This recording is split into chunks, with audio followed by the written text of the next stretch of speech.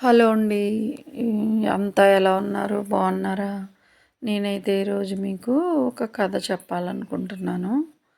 అదేంటంటే ఒక collector office ఉందంటండి. అక్కడ కలెక్టర్ గారితో పాటు చాలామంది సిబ్బంది పనిచేస్తూ ఉంటారు కదా! అలాగే పనిచేస్తున్నారండి. అక్కడ ఒక గుమస్తా ఉన్నాడంట. ఆ గుమస్తా చాలా హ్యాపీగా ఉంటాడంటండి ఎప్పుడు కూడా.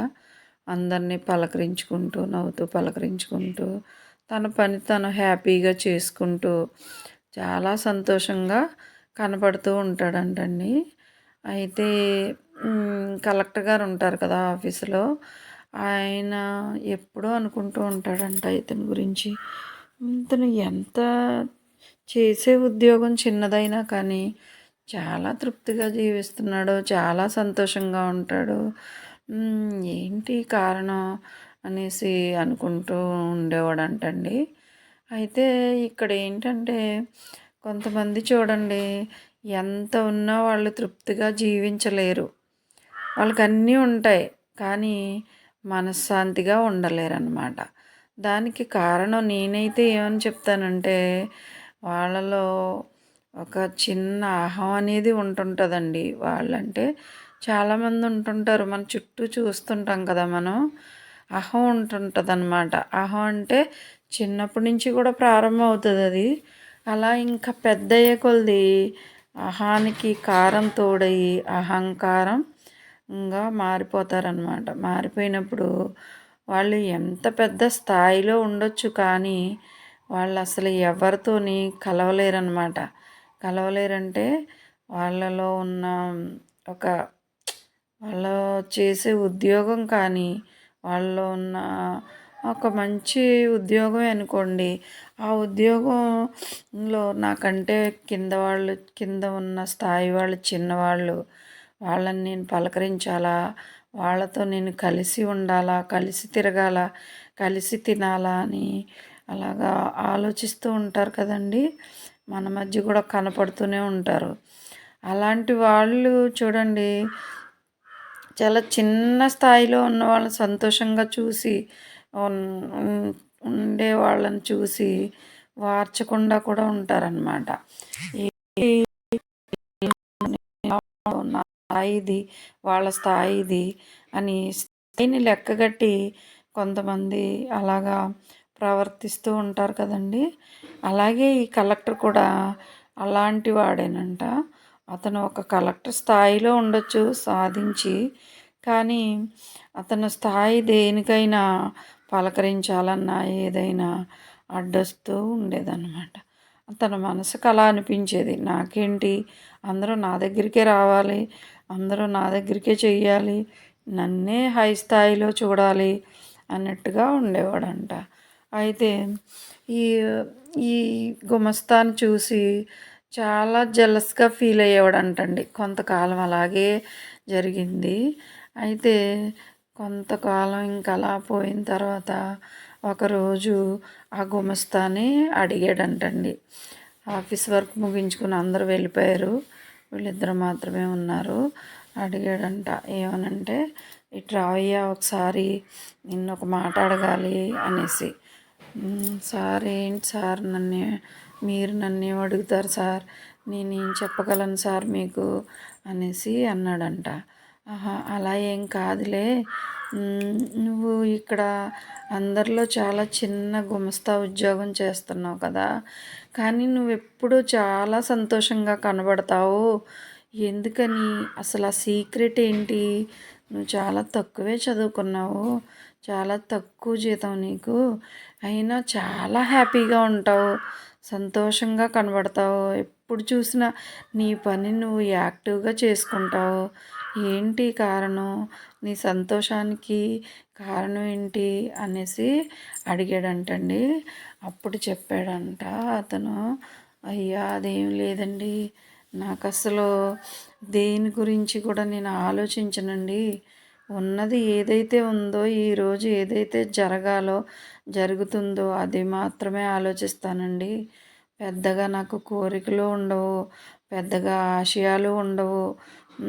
నేను ఏదైతే నాకు దక్కిందో దాంతో తృప్తి పడిపోతూ ఉంటానండి. తర్వాత ముఖ్యంగా ఏంటంటే నేను ఎవరికీ భయపడనండి. ఎందుకంటే నా చిన్న నాకంటే ఇంకా చిన్న స్థాయి అనేది నేనసలు గుర్తించనండి. నాకంటే ఎవ్వరైనా కానీ వాళ్ళని మనుషుల్లాగా చూస్తానండి. చూసి ఆళ్ళు చిన్నవాళ్ళా, వాళ్ళు పెద్దవాళ్ళా అని వాళ్ళ స్థాయిని ఎప్పుడూ లెక్క కట్టనండి. నేను అందరినీ ఒకేలా గౌరవిస్తాను. కాబట్టి నాకు అందరూ స్నేహితుల్లాగే అనిపిస్తారు. తిరిగి నన్ను వాళ్ళు గౌరవిస్తారు. నాకు చాలా తృప్తిగా ఉంటది. వాళ్ళంతా నాకు స్నేహితుల్లాగే అనిపిస్తారండి. వాళ్ళ మనసులో ఎలా అంటే ఉండి గానీ, వాళ్ళ మనసులో ఆలోచనని నేనెప్పుడూ కూడా వాళ్ళేమనుకుంటున్నారు నా గురించని నేనెప్పుడూ ఆలోచించనండి. నా పనేదో నేను చూసుకుంటాను. నేను ఎదుటివారు చెప్పే మాట వింటాను. వారి మాటకి గౌరవాన్నిస్తాను. అది మాత్రమేనండి నేను సంతోషంగా ఉండడానికి కారణం. ఎందుకంటే నేను ఒకటే నేర్చుకున్నానండి. నేను చనిపోతాను. నేనే కాదు, ఈ ప్రపంచంలో ఎవరు పుట్టిన వాళ్ళందరూ కూడా చనిపోక తప్పదు కదండీ!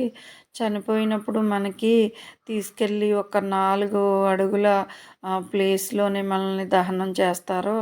చేసినప్పుడు నా అస్థికులు, నా బూడిద మాత్రమే ఉంటది కదండీ! అక్కడికి నేను సంపాదించింది ఏది వెళ్ళదు కదా! వాటిని తీసుకెళ్ళి ఏ గోదావరిలోనో, కృష్ణాలోనో ఏదో ఒక నదిలో కలుపుతారు. అప్పుడు నాకు ఆ 4 అడుగులు ప్లేస్ కూడా నాకు శాశ్వతం కాదు కదండీ!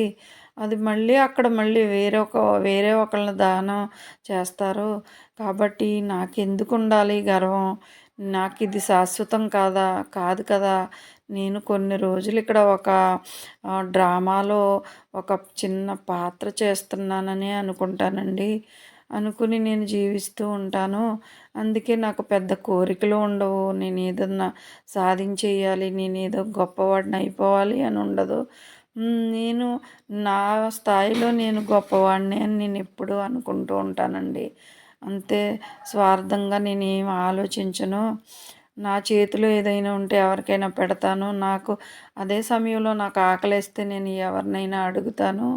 అదేనండి నా ఆనందానికి కారణం. ఇంక ఏమీ లేదు. ఎవరిని బాధ పెట్టకూడదు. నా వల్ల ఎవరైనా బాధపడ్డారంటే నేను ఖచ్చితంగా ఆహ్, క్షమాపణ అనేది అడుగుతానండి. కావాలని ఎవరిని బాధ పెట్టను. కానీ తెలియకుండా కొన్నిసార్లు ఎవరైనా నా కారణంగా బాధపడితే నేను వాళ్ళని క్షమించమని అడగడానికి నేను ఏ విధమైన సిగ్గు, బాధ పడనండి. అహం అసలే లేదు నాలోని. అహం ఉన్నవాళ్ళంతా ఎలా అవుతున్నారో చూస్తున్నాం కదా! అదే నా ఆనందానికి కారణం అండి. ఇంకేమీ కాదు. నా వాళ్ళు నేను ఎలా ఉన్నానో నా చుట్టూ ఉన్న అందరూ కూడా అలా ఉండని మాని అలాగే ఉన్నారన్న భ్రమలోనే బ్రతుకుతానండి నేను. ఎందుకంటే వాళ్ళు నా గురించి ఏమనుకుంటున్నారో లేకపోతే నన్ను తక్కువగా చూస్తున్నారో అని నేను ఎప్పుడూ కూడా ఫీల్ అవ్వనండి. అందుకే నేను ఇలా ఉన్నాను అనేసి చెప్పడం జరిగిందంటండి. అయితే ఈ కలెక్టర్ గారు వెంటనే ఆయనకి కళ్ళు చెమర్చాయంట అండి. కళ్ళు చెమర్చి వెంటనే ఆయన్ని హత్తుకున్నాడంట. హత్తుకుని ఇన్ని రోజులు నేను ఏది కోల్పోయానో, నేను ఎలా ప్రవర్తించానో, అందుకే నాకు మనశ్శాంతి లేదు అని నాకు అర్థమైందయ్యా అని ఆ గుమస్తాని ఆయన మనస్ఫూర్తిగా కౌగిలించుకున్నాడంటండి. కౌగిలించుకుని చాలా దుఃఖపడ్డాడంటండి. దుఃఖపడి తన మనసులో ఉన్న ఆ ఫీలింగ్ అంతటిని తీసేసాడంటండి. తీసేసి నెక్స్ట్ రోజు నుంచి అందరినీ నవ్వుతూ పలకరించుకుంటూ తన తన చేసుకున్నాడండి. అప్పుడు అన్నాడండి, "నేను నాదేంటి తనలో ఏంటి అన్నాను. కానీ నాకిప్పుడు నాతో కలిసి నేను ఒక్కడిని అని అనుకుంటే నాకు జీవితం ఉందో చాలా సంతోషంగా ఉంది. నేను ఇన్ని రోజులు అని అనుకుని ఇంకా ఆ రోజు నుంచి కూడా మార్పు మార్పింది. నలుగురు కలిసి మెలిసి ఉండడం నేర్చుకుని చక్కగా సంతోషంగా ఉన్నాడంటండి. నా కథ నచ్చితే మీరు నా ఛానల్ సబ్స్క్రైబ్ చేసుకుని నాకు లైక్ ఇవ్వండి. అంటే నేను స్కూల్లో టీచర్ని. ఇక్కడ మాకు టీచర్స్ డే జరిగింది కదా! ఆ ప్రయోగాన్ని చేశారనమాట. ఫిబ్రవరి 28 టీచర్స్ డే కదా! రామన్ ఎఫెక్ట్ కనుక్కున్న రోజండి ఆ రోజు. ఆ రోజు సందర్భంగా పిల్లలు ప్రయోగాలు చేశారనమాట. ఇవన్నీ నాకు ఎక్స్‌ప్లెయిన్ చేయడం అంటూ అవ్వదు కదా! అందుకే నేను ఒక కథ రూపంలో చెప్పడం అనేది జరిగిందండి. అయితే చాలా జరిగింది సైన్స్ డే అనేది మా స్కూల్లో ఈ సంవత్సరం. పిల్లలందరూ చాలా సంతోషంగా ఉన్నారండి ఆ రోజంతా. సరే అండి. నా కథ, నా స్కూలు, నా పిల్లలు అందరూ మీకు నచ్చితే కనుక మరొక్కసారి అడుగుతున్నాను. ఒక్క నా ఛానల్ సబ్స్క్రైబ్ చేసుకుని నాకు లైక్ ఇవ్వండి. ప్లీజ్.